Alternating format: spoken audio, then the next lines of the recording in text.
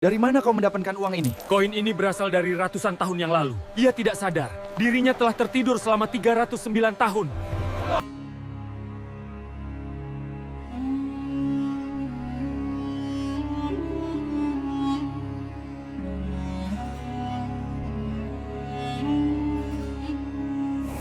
Silahkan siapa di antara kalian yang akan berangkat ke kota untuk membeli makanan dengan membawa beberapa keping uang logam ini. Dan hendaknya dia yang mau berangkat ini nanti wal yatalattaf, harus betul-betul bersikap lemah lembut kepada setiap orang. Jangan cari-cari masalah. Jangan mencari-cari hal-hal yang bisa jangan melakukan hal-hal yang bisa mendatangkan perhatian orang sehingga semua akan menjadi berantakan. Wal yatalattaf wa la yush'iranna bikum ahada. Bahkan setiap tingkah laku, perbuatan, tindak tanduknya jangan sampai membuat dan mendatangkan kecurigaan dari pihak siapapun. Akhirnya kemudian berangkatlah Maximilianus, turun dari gua, ingin menuju kota. Tapi kemudian yang dirasakan oleh Maximilianus adalah keanehan dan kebingungan yang luar biasa. Baru dia melangkah beberapa langkah dari gua, dia sudah sangat terheran-heran. Kenapa situasi di luar gua ini semua berubah 180 derajat? Kondisinya tidak seperti kemarin ketika dia masuk ke dalam gua. Pohon yang tadinya ada di sebelah sini sudah tidak ada.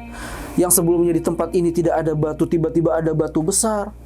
Di sebelah sana yang tadinya padang rumput tiba-tiba sudah menjadi tempat yang di sana ada makamnya, ada kuburan.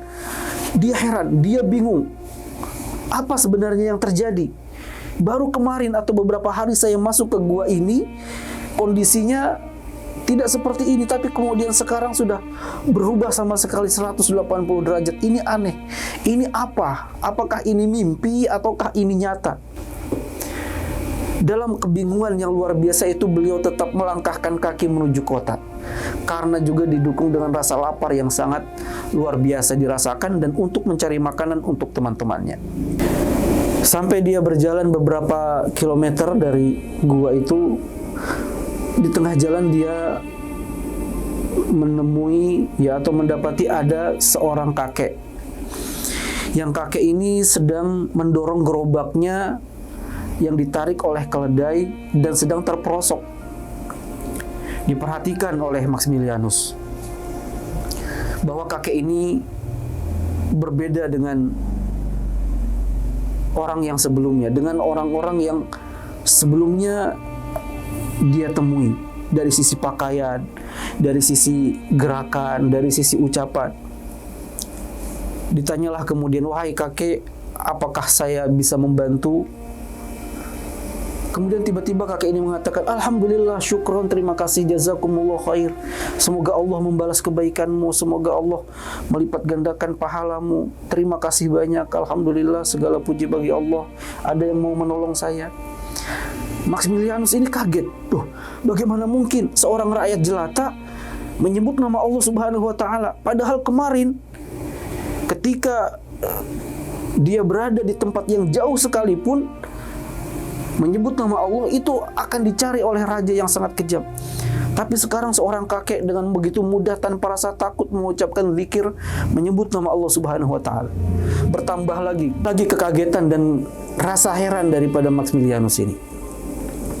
Kemudian dia dengan sangat hati-hati mengendap-endap masuk ke dalam kota untuk mencari makanan yang bisa dibawa ke teman-temannya yang ada di gua. Semakin dia berjalan, semakin takjub, semakin aneh, semakin merasa kebingungan yang luar biasa. Kenapa semua orang berbeda? Kenapa setiap tempat berubah? Kenapa setiap orang mengucapkan kata-kata yang tidak seperti dia alami dan dia dengar sebelumnya? Yang selama ini dia melihat berhala ada di mana-mana, tapi kemudian hari itu dia melihat tempat ibadah ada di mana-mana. Di tengah-tengah kebingungan yang semakin besar dia rasakan, dia tetap melangkahkan kaki dan mendatangi sebuah toko. Dia ingin membeli makanan. Dengan penuh kelembutan, dia kemudian bertanya kepada penjual makanan, ya penjual roti yang ada di sana. Bisakah saya membeli roti, beberapa makanan untuk beberapa orang teman saya? Dan kemudian setelah dipersilahkan dan dibolehkan untuk mengambil, dan akhirnya kemudian Maximilianus ini ingin membayar, dan diberikanlah uang logam yang dia bawa tersebut. Ketika penjual makanan ini menerima uang logam dari Maximilianus, maka penjual makanan ini kaget. Ini uang apa? Uang yang kita pakai nggak seperti ini. Ini kayaknya harta karun. Ini kayaknya benda unik yang ada sejak beberapa abad yang lalu. Akhirnya kemudian dipanggillah Maximilianus ini ke dalam toko dan mulailah ditanya ini, itu, dan sebagainya. Ini kamu dapat harta karun dari mana?